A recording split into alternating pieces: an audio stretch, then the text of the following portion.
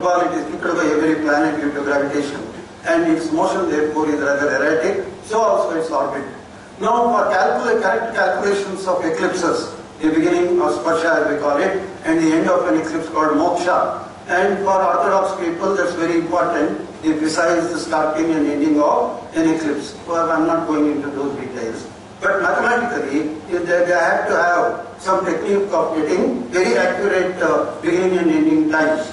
Their earlier practice was, even in Europe, if you take Ptolemy or even Copernicus and others, they were taking the average daily motion of the moon, about 13 degrees 10 minutes per day. So, ಅದನ್ನು ತಗೊಂಡವರು eclipses ಎಲ್ಲ calculate ಮಾಡ್ತಿದ್ರು, ನಮ್ಮಲ್ಲೂ ಹಿಂದೆ ಹಾಗೆ ಮಾಡ್ತಾ ಇದ್ದಿದ್ದು.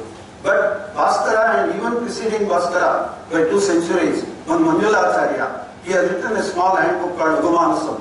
In that is the earliest available literature for us on this.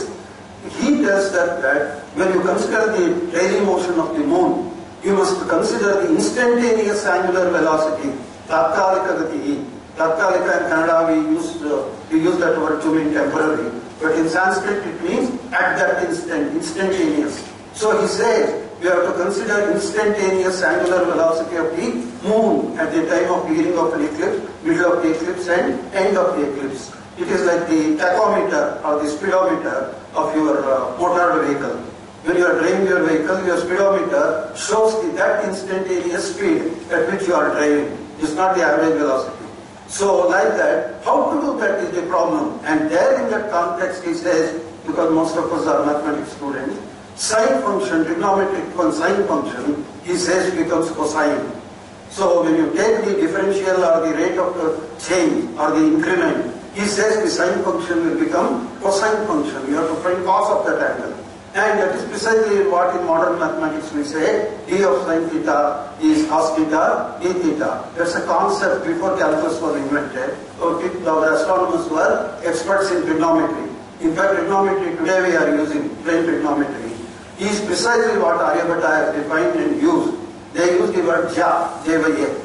And ja theta means r, some constant r into modern sine theta. If you take r equals 1, then it will be ja theta is same as our modern sine theta. Similarly, koti ja they use, which means our cosine theta. R is a constant, and Aryabhatta takes that r, you can take any constant, and most often it gets cancelled. So that r constant he took as 3438 angle minutes, Kalas as we called it. What is the 3438 minutes of angle? Some of you may be remembering your intermediate or pre-university trigonometry. It is 1 radian. 1 radian, you know by definition. In degrees it will be 57 degrees 18 minutes or so. If you convert it into angle minutes, it will be 3438 minutes, which Aryabhatta uses as a constant factor for his ja. If you take it as 1, it will be a modern sine. Whereas the trigonometry used by Ptolemy and before him Hipparchus, that's very complicated trigonometry, where he uses half chords and things like that. And today in Ptolemy's work, if you want to understand it, it requires a lot of mental work. Whereas Indian Aryabhatta's treatment of trigonometry, also in Surya Siddhanta, is very simple. It is precisely what we learn in our pre-university classes. So he says, this ja will become koti ja. In fact, this Bhaskara uses that concept already used by Manjulacharya 200 years earlier. And that credit therefore goes to Manjula as also to Bhaskara for using it in astronomy. Another important result in calculus this Bhaskara uses is, all of us who have studied physics and mathematics know that if any function or quantity attains its maximum, a necessary condition is that its derivative should be 0. If a y function variable y as a function of x should increase and get the maximum, then at that maximal point dy by dx is 0. That's a necessary condition. And that is precisely what this Bhaskara says, yatra grasya paramam palam tatraiva gatipala abhavena tatraiva gatipala abhavena. That becomes 0. Bhavitavyam. Where the planet's motion is maximum, there the fruit of the motion, that is rate of change, is absent, it is 0. And using this calculus concept, he gives us the critical points of a planet becoming retrograde and many other things. For example, most of us, my senior friends will be knowing that planets we see when we see from the Earth, they all appear to move in the eastern direction. I am not referring to the daily motion from rising in the east and setting in the west. That is called diurnal motion. Apart from that, each planet has its own motion, and that motion is in the eastern direction, towards east. And today at 8 o'clock, if you find Jupiter in a certain position, and tomorrow at 8 o'clock in the night, if you see Jupiter's position again, it will have moved by a few minutes of angle in the eastern direction. Normally that is the direction. But you see that for some period, each planet appears to move backwards. That is called retrograde motion. And the phenomenon is due to the relative motion of the planet with respect to the Earth, because we are observing from the Earth. And usually the examples given are, if you are in a stationary train, and if another train is moving, so then you know that the moving in what direction it moves. Suppose your train also is moving. If they are moving at both equal velocities, you feel that both are stationary. Whereas if your train is slower than the other one, you see that this is moving in that direction. If your train is faster than the other train, you feel the other train is moving backward. Like that, that is due to relative motion. Here also, in fact, Aryabhatta gives that very example. He says relative motion is like a man moving in a boat. The fixed objects like trees, etc. appear to move backwards, like that. So this retrograde motion, what happens is, a planet will be moving eastward. At some point, it appears to be stationary for a while and starts moving backwards. That point is called critical point or stationary point in calculus language. In astronomy, they call it a station.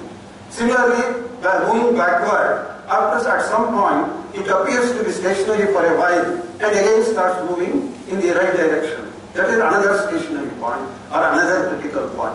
And the interesting thing is, Bhaskaracharya, for all the planets, 5 planets, Mars, Jupiter, Venus, Mercury and Saturn, for all these 5 planets, he gives the critical points, the angles, numerical values he gives. How are we to arrive at those points? By differentiating. Finding dy by dx equals 0. All this, when calculus was not yet formally invented by Newton or by Leibniz, 500 years prior to that.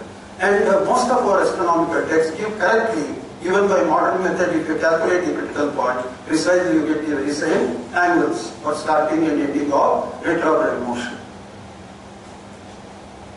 Then coming to mathematics, one of the greatest contributions of India to mathematics, pure mathematics, particularly algebra or number theory, is in solving what is called indeterminate equations. For example, I have given one equation there, ay minus bx equals c. You can see that marked in red, the second item there, ax minus by equals c. Their ABC are constants, they are integers suppose. X and y are 2 unknowns. In our high school algebra we will have been told, if there are 2 unknowns x and y, then you need 2 equations, 2 linear equations to get the unique solution for the what are called simultaneous equations, provided they are compatible. But here only one equation is given, ax minus by equals c. ABC are given, x and y are unknown. 2 unknowns are there, a single equation is there. Then what will be the solution? There are 2 possibilities. There may be no solution. Or if there is a solution, infinitely many solutions are possible. And how are we to find those infinite solutions?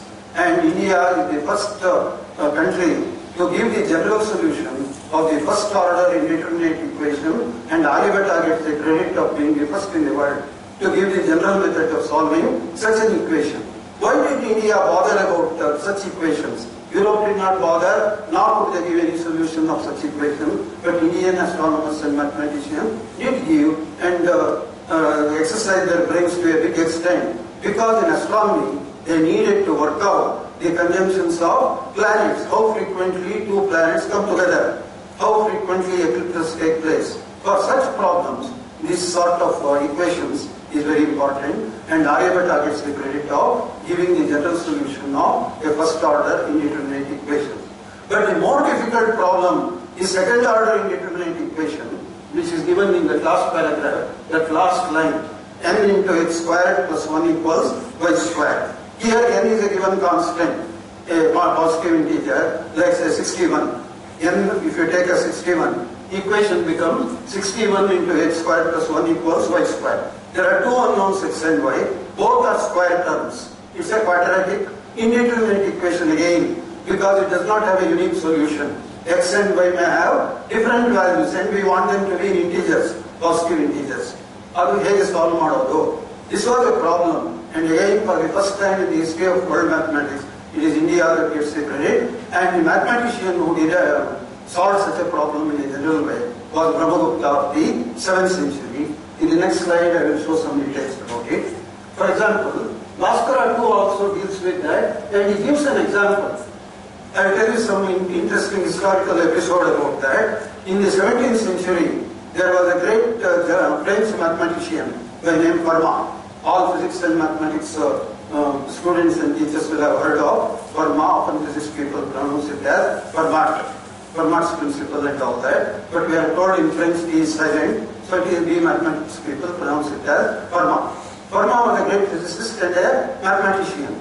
And in mathematics, his specialization was number theory.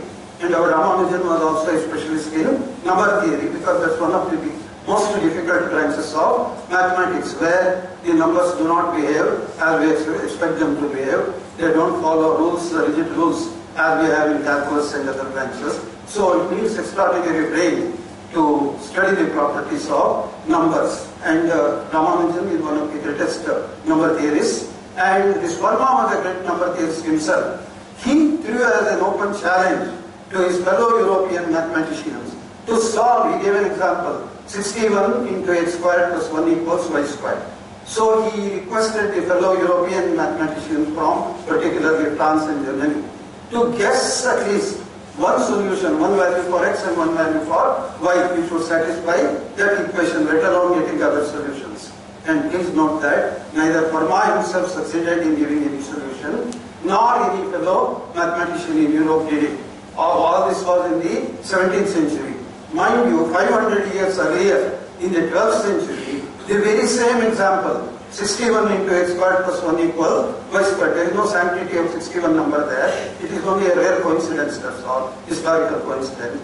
And the very same equation, Bhaskaracharya in his Bijagaditam has completely solved it.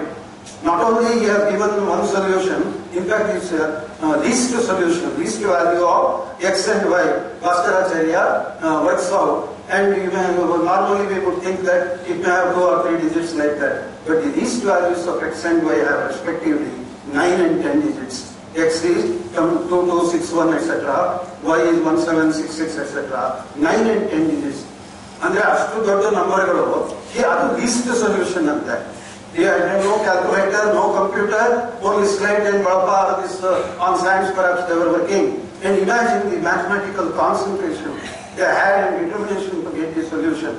This is supposed to be the least solution.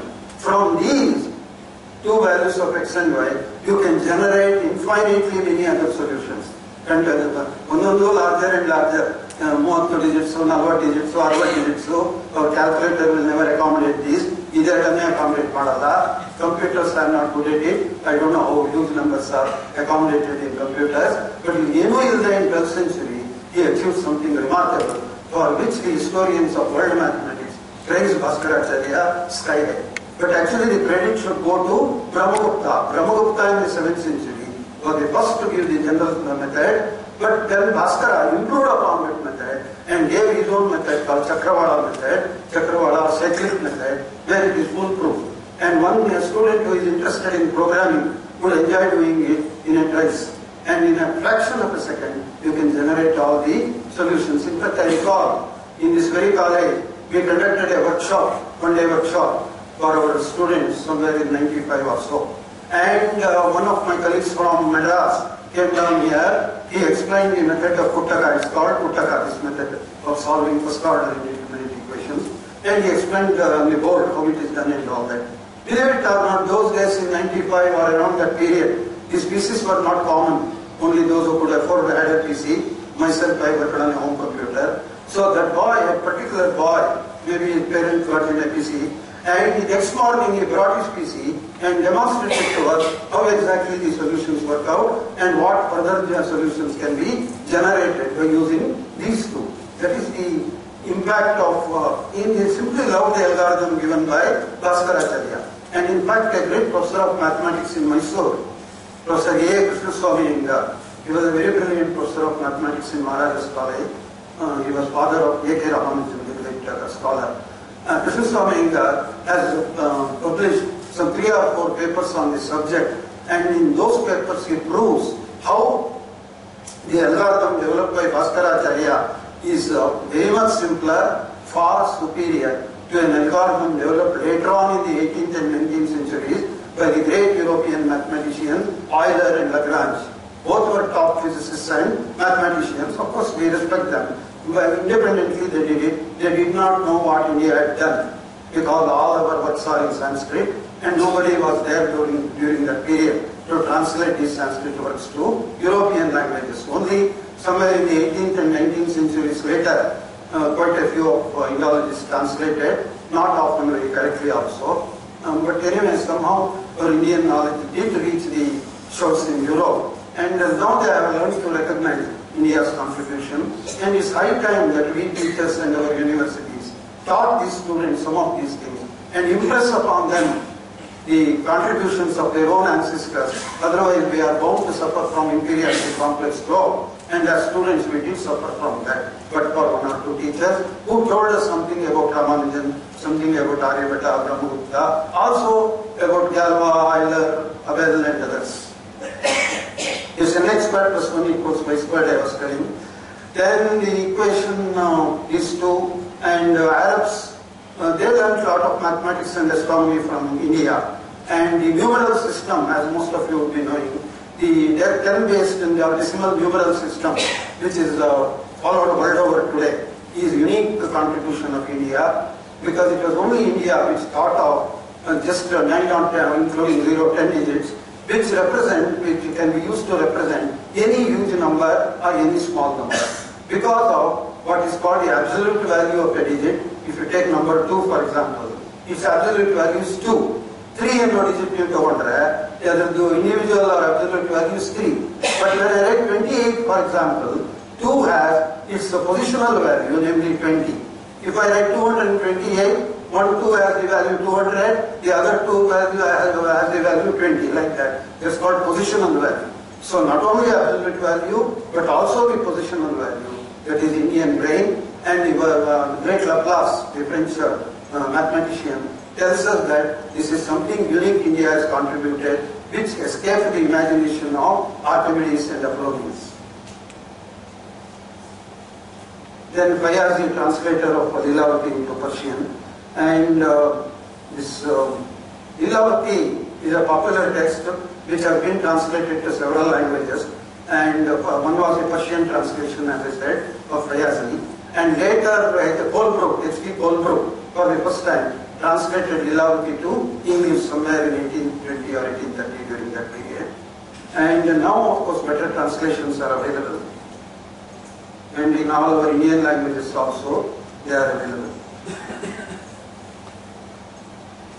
Indeterminate analysis. Then Pell's equation. The second order equation, nx squared plus 1 equals y squared, is now in mathematics, usual modern mathematics, called Pell's equation. That is a name given by Euler, because Euler came by some paper or article by one mathematician by name Pell. But actually that Pell did not contribute anything to that field, let alone solving even a simple equation. But maybe he made some reference to it. That's why it's called Pell's equation. But now the entire world knows that the real contribution to the solution of such an equation was done by Brahmagupta in the 7th century and by Bhaskaracharya in the 12th century. Therefore, there is a big argument that such an equation must be more appropriately called Brahmagupta-Bhaskara equation. Because we are not bothered what name is given. The results are very important. And many other things are there. There is one Professor R. Sridharan in JFR. He has retired, but still is very active in research. He has done a good lot of work on combinatorics, that is permutations, combinations. India is a past master in that field, starting with Pingala's Chandas Sutra. Chandas Sutra is the most ancient work on metrics, chandas. You know, for composition of mantras and shlokas, we need chandas, Anushtup, Gayatri and all that. So in that text, he uses a lot of knowledge of permutations and combinations of the gurus and gurus. And the text mentions, or there is an Ullekha too, symbols being used for 1 and 0. 1 and 0 are used as the basic numerals, which we today call binary. And there is a reference that some symbols were used for 1 and 0. 0 is the starting point, 1 is the unit with which you measure. So for both of them, there is so often lot of argument is there, who invented 0 and what was the symbol used for 0. It's very difficult to say who invented 0. It is something like asking who discovered or invented fire. It is well known. And so also maybe 0 was a concept known to many civilizations. But coming to Indian context, even before it was used in mathematics, in Indian philosophy, often references are there to Shunya, and the Buddhists have that Shunyavada and all that. But coming to mathematics proper, I think even prior to Aryabhata, 0 has been used. But in writing, 0 symbol was not used for a long time. What they were doing was, suppose you want to write 105, 105. The practice in the inscriptions generally was, a symbol for 1 would be used, a symbol for 5 would be used, and a space would be left in between. Because 0 means nothing. So nothing means the empty space. So in representing 0 like that, they would leave an empty space. But later, copies and others, maybe to save space, 105 ಬರೆಯೋ ಕಡೆ ಖಾಲಿ ಜಾಗ ಇರೋದ್ರಿಂದ 105 ಒಟ್ಟಿಗೆ ಸೇರಿಸ್ಬಿಟ್ಟು ಸ್ವಲ್ಪ space save ಮಾಡ್ಬೋದು ಅನ್ಕೊಂಡು ಕಾಣುತ್ತೆ. That confused people. And therefore our later mathematicians and those who prepared inscriptions, they started using some symbol for 0.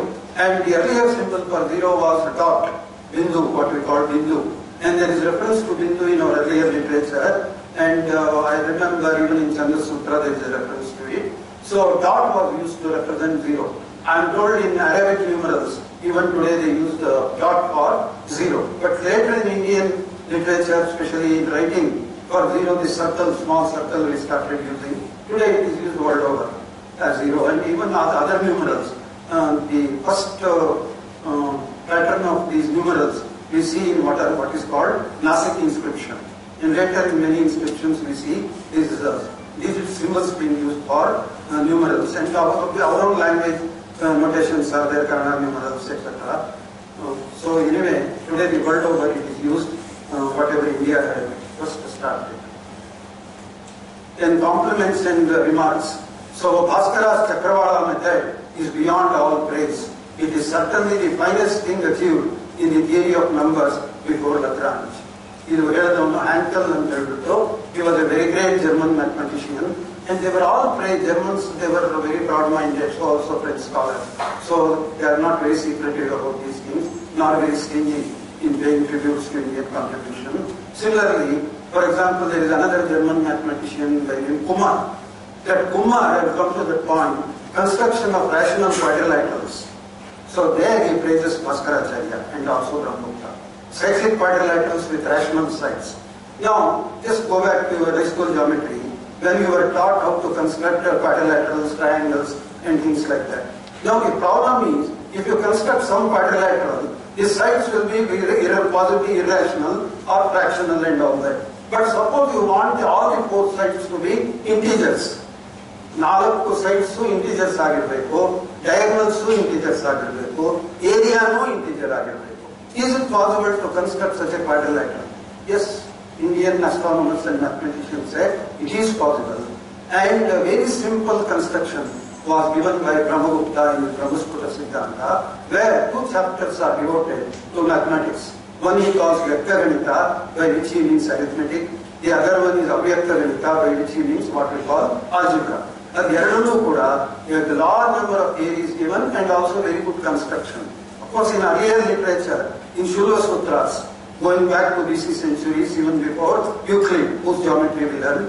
So before him, by 5 or 6 centuries, we had this Shulva Sutras. In Shulva Sutra, very intricate constructions are given because they needed all those constructions for constructing their Yajna-bhumikas. And the very same geometry was used to construct the forts, temples, palaces and all that. And they are still alive after thousands of years. And Euclid did not enter India till about 18th century. It is indigenous geometry used for thousands of years. Only in the 18th century, Euclid was imported to India by Raja Jai Singh to have it translated into Sanskrit. One Samrat Jagannatha, a Sanskrit scholar in the court of Raja Jai Singh, translated Euclid's geometry to what he called Rekha Ganitam. Since then we call our geometry as Rekha Ganitam. But that geometry is not taught in schools and colleges. We directly teach Euclid's geometry translated to English. So what was translated to Sanskrit, perhaps is being taught in Sanskrit Pashalas, and those boys never understand what it is. Nor do they want to understand any bit of mathematics. So this Kumar refers to the simple construction of cyclic quadrilaterals. In fact, it is Brahmagupta for the first time in the world mathematics who gives formulae for the diagonals of the cyclic quadrilateral and some of the proper cyclic. You know that all quadrilaterals cannot be cyclic, whereas all triangles are cyclic. Ella triangle vertices mulka circle edibodu. But ಯಾವುದೇ quadrilateral ಕೊಟ್ಟರೆ you can't do like that. Only some quadrilaterals whose vertices lie on a circle are called cyclic. So to construct those have some special properties. Then some of the opposite angles is under 80 degrees and so forth. Now the question is, how do we construct a cyclic quadrilateral where all the four sides are integers? A very simple construction is advocated by Brahmagupta in his text. It's very simple, I will show you shortly. Only one such example, numerical example given by Brahmagupta was known in Europe for several centuries, and they swore by that as Brahmagupta quadrilateral. Only one example. But here is Brahmagupta who tells us how to construct infinitely many such quadrilaterals where all the four sides are integers, diagonals are integers, area is also an integer. Very simple construction. And Kumar, a great German mathematician, in one of his papers, praises this Brahmagupta for the simple method which enables us to construct any number of such quadrilaterals and expresses his great admiration for Brahmagupta. This is the type of construction. It's very simple. If the students were, exclusively students were there, maybe at greater length I would have explained. It's very easy. What you do is, you take two Pythagorean trades, for example 3, 4, 5. You know that 3 squared plus 4 squared equals 5 squared. 3, 4, 5, that set is called a Pythagorean trade. Take another set, any set. For example, say 3, 4, 5 I said. 5, 12, 13. And the last number squared is hypotenuse squared. So 5, 12, 13 you take. 5 squared plus 12 squared is 13 squared. So if, for example, you take two trades like that. Now, for example, suppose I call them algebraically A, B, C, A, B and C, one set. In on X, Y, Z, in on set. You take, for example, X, XB, XC, AX. You take the first number of the second set, multiply all the three numbers of the first set. What do you get? XA, XB, XC. That XA, XB, XC, to the right part, the right angle triangle there, is one such thing you get, XB, XA and XC. Those three sides is a right angle triangle. Then XC happens to be one of the sides of the required quadrilateral. And incidentally, you will get the parts of the diagonals also. XB is a part of the diagonal BD, and AX is the part of the diagonal AC.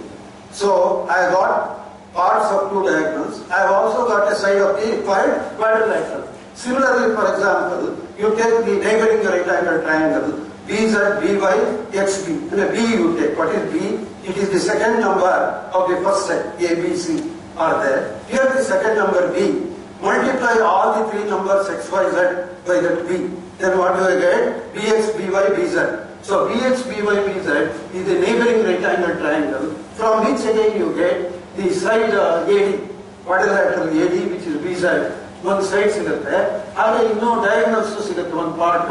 XB is one and BY is one. Like that, all the four sides of the quadrilateral can be obtained. Because ABC and XYZ are integers, their mutual products are also integers. Diagonals are sum of integers and therefore integers. And the formula for the area of the cyclic quadrilateral in terms of the four sides of a quadrilateral for the first time again is given by Brahmagupta himself. It may be here, it's not here. Anyway, in Bhaskara's Lilavati, a folio is scanned here, in which you have the two small right angle triangles in the left side. They are the two Pythagorean triads 3, 4, 5 and 12, 5, 13. Using them, you will get a quadrilateral, the bigger figure shown here, where all the four sides are given, even diagonals are given. That is from a folio of the Lilavati manuscript. Then many interesting problems are there in Bhaskaracharya's Leelavati. Usually when high school boys are there, you will go on elucidating these examples. But here, just to give you a feel of these problems, I will read one or two of them. How to work out is so elementary, and even that is shown here. The one problem is, many people know, many scholars who have read the Leelavati or have read articles will be knowing it. One problem is like this. A beautiful pearl necklace of a young lady was torn and were all scattered on the floor. 1/3 of the pearls was on the floor and 1/5 on the bed. 1/6 was found by the pretty lady and 1/10 was collected by her lover and 6 pearls were seen hanging in the necklace. ಒಟ್ಟು ಎಷ್ಟು ಪರ್ಲ್ಸ್ಗಳಿದ್ದು ಆ necklace ನಲ್ಲಿ ಅಂತ ಕಂಡಿದ್ದೇವೆ.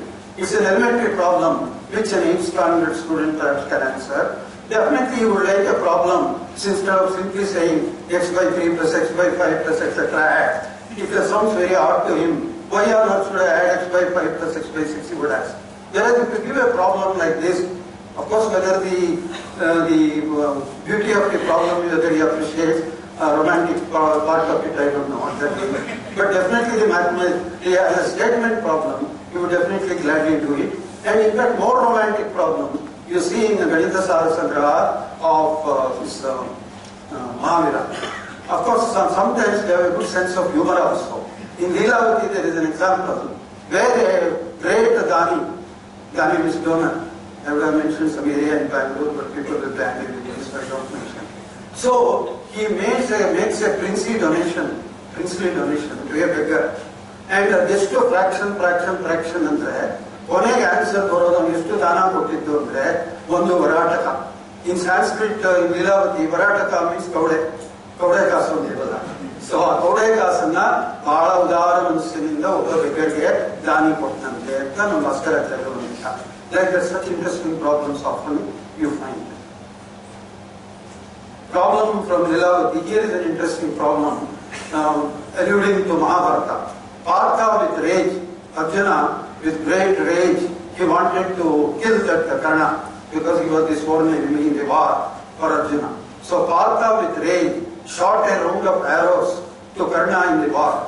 With half of those arrows, and ಎಷ್ಟು ಗೊತ್ತಿಲ್ಲದೆ ಇರೋ number of arrows ಅನ್ನ ಇವನು ಅರ್ಜುನ ಬಿಡ್ತಾನೆ. ಅದರಲ್ಲಿ ಗೊತ್ತಿಲ್ಲ, you have to find out that number. With half of those arrows, he destroyed Karna's arrows. Then killed his horses with 4 times the square root. The unknown number x ಅಂತ ಇಟ್ಕೊಂಡ್ರೆ square root of x is there. And what does it say? 4 times that. It is given here in the last line.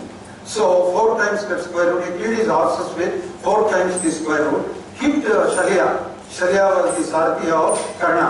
So Sarathi ನೋಡಿದಾಗ್ಬಿಟ್ರೆ ಅವ್ನು ಕರ್ಣ ನೋಡಿಯೋದೇನು ಕಷ್ಟ ಆಗಲ್ಲ because he can't move. So Shalya was killed with 6 arrows. Destroyed umbrella, flag and bow. Chhatra, chamara ಮತ್ತು ಅದನ್ನೆಲ್ಲ ಮೂರನ್ನ were destroyed with 3 arrows by Arjuna. And finally ಉಳಿದಿದ್ದೋಳು ಒಂದೇ ಒಂದು arrow ಇಂದ beheaded Karna with 1 arrow. How many arrows did Arjuna shoot? So that is the problem. If you take the unknown number of total number of arrows as x, then the problem reduces to x by 2 to destroy the arrows of Karna, 4 into root x to kill the horses, 6 to kill Shalya, 3 to kill destroy umbrella and all that, and 1 finally to shoot Karna. And all that should be equal to the total number x. So to find the value of x, it reduces to a quadratic equation which has been solved here. The answer, all students of elementary mathematics know that a quadratic equation will have 2 roots. Every problem such has 2 roots. Often they turn out to be complex roots which we don't consider. Real roots also if you consider, one could be a positive integer, another negative, or one can be a fraction. But here we are speaking of arrows. So any negative answer cannot be accepted. Fraction can also be not accepted. So x equals 100 and the other value x equals 4 which is not realistic. So x equals 100 is accepted. So Arjuna shot totally 100 arrows. This problem is an imaginary problem from Bhaskara's Leelavati. It does not occur in the Mahabharata. Then number theory, there were very good initiators of problems in number theory. Often we hear that Indians did not work on this subject at all because there were European number theorists earlier also.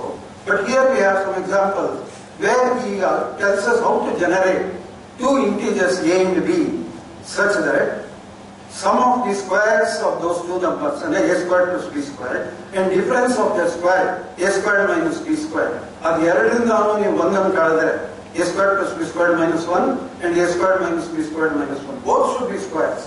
You have to generate or produce two numbers a and b such that when the squares of them are added or subtracted, and from them if you remove one, it both should be squares. It's a very interesting number theoretic problem. And Bhaskara gives a very simple technique.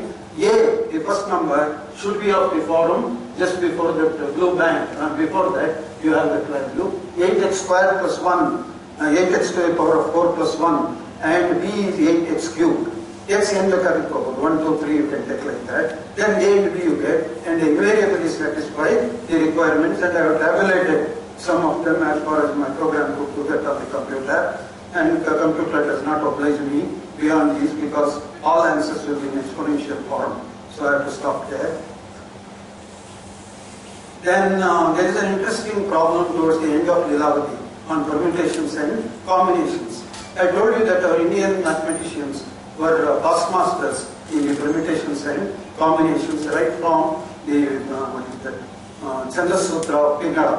And they were experts in this field, and Professor Sridharan of DAF has been doing tremendous work by the way of research on this permutation combination contribution in India. One such problem is Lord Shiva is supposed to have 10 hands. Not many of us have heard of Shiva having 10 hands. We have heard of Shiva in the Linga form generally. But even if some Shilpa is there on Shiva's face and all that, I don't know whether there are too many such idols of 10 hands, etc. But I am told at Velur Chinnakeshwara temple, there is an idol where Shiva is shown with 10 hands. And it is believed that that was the source of inspiration for Bhaskara having visited that temple to compose that problem in Lilavati. The problem is like this: how many variations of form of God, Lord Shiva, are possible by arrangement in different, that is, you go on changing the ayudas. In 10 hands, 10 ayudas will be there. Their names are given, Pasha, Ankusha, etc. Suppose they are permutated. And each kaili Pasha idre, ili Ankusha idre, interchange them. Like the different permutations to try out. And how many different forms of Lord Shiva or idols can be created like that? Or you take a simpler case, Bhaskara himself gives, Lord Vishnu.